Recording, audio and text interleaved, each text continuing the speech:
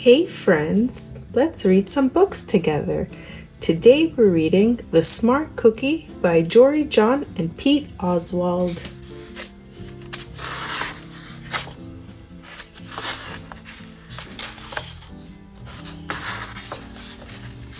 Greetings, I'm a cookie. I live in a bakery on a street corner near a river. Come on in.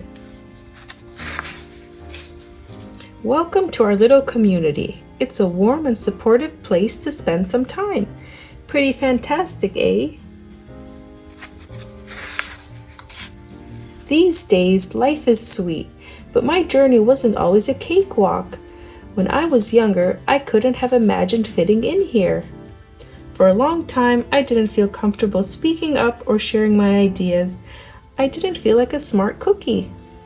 I wanted to be a cookie who knew all the answers, a cookie who felt confident in a group, a cookie who said "aha" when solving a puzzle. Like this, aha.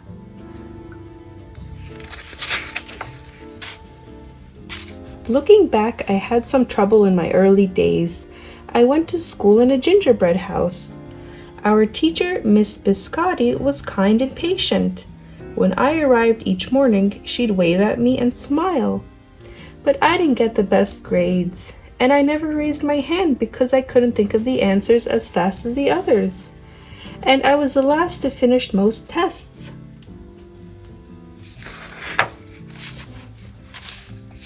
It wasn't because I didn't care, and it wasn't because I didn't try.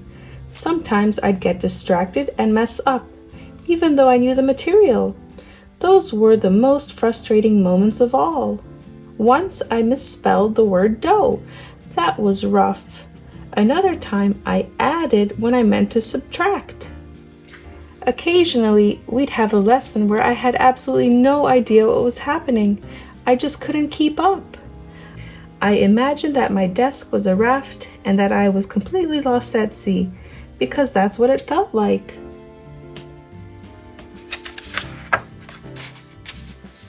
At night, I slept in a cookie jar. I had about 6 dozen roommates. Move! You move! No, you move! No, you move! No, you move! I'd stay awake and stare out the window and worry. Sigh, And it went this way day after day after day.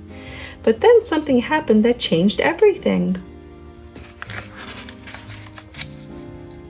It all started with a homework assignment.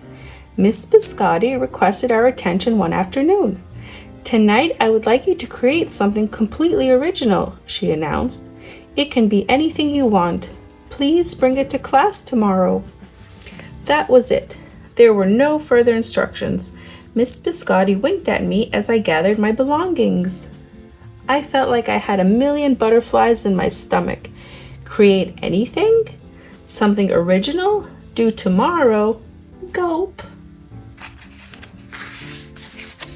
When I got home, I immediately went to work. At first, I tried a cooking project. The results were half-baked. Next, I tried to hammer and nail something. It splintered immediately. Then I tried making a sculpture. It was a complete bust. I wondered if I was about to fail yet another assignment. I was stuck. I stared out the window and watched the rain hit the river. There was something mesmerizing about the water, how it moved in such a chaotic way, swirling around and around, yet ultimately figuring out exactly where it needed to go.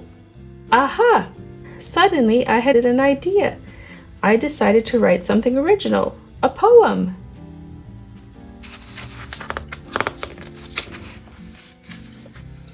I came up with a title based on how I'd been feeling, My Crummy Days.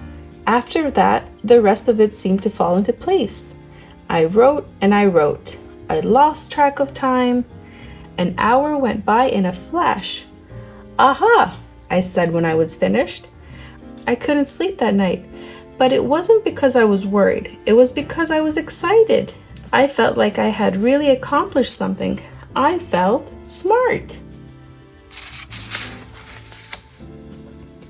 The following day, Miss Biscotti asked for volunteers to share what we'd created. One kid showed off his original frosting art. Another kid revealed her sprinkle distribution machine. It was neat seeing how everyone was good at such different things. Finally, Miss Biscotti turned to me. "Would you like to share anything?" she asked. "Gulp," I gulped. I thought I'd probably crumble under the pressure. But I made my way to the front of the classroom. I noticed my hands were shaking. My mouth went dry.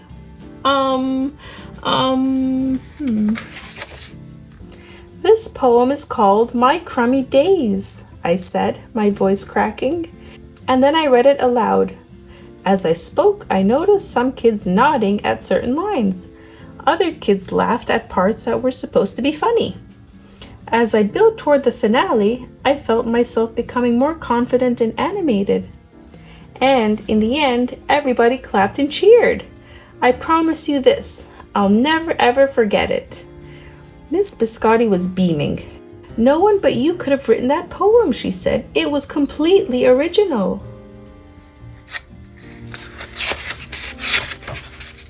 Aha! I had done it. I created something and shared it with the world.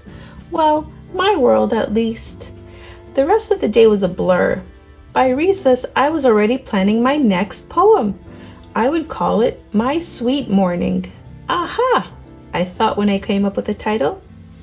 Later that afternoon, Miss Biscotti handed me a note. It said that I should keep on writing, no matter what. That meant so much to me. School was a bit different after that.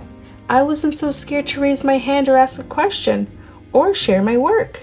Sure, some things still don't come as easily for me as they do for others, but now I know that you can be smart in many different ways. You don't have to have the answers to every question or suddenly be great at everything all at once. You just need a chance to try all kinds of things to find out who you are and what you like to do. As for me, I learned that I can write and I can think up great ideas, and I found plenty of other things I'm good at too. I no longer feel lost at sea. It's more like floating down a river. And the best part is, there's always more to learn, because we're all smart cookies. Aha! Aha!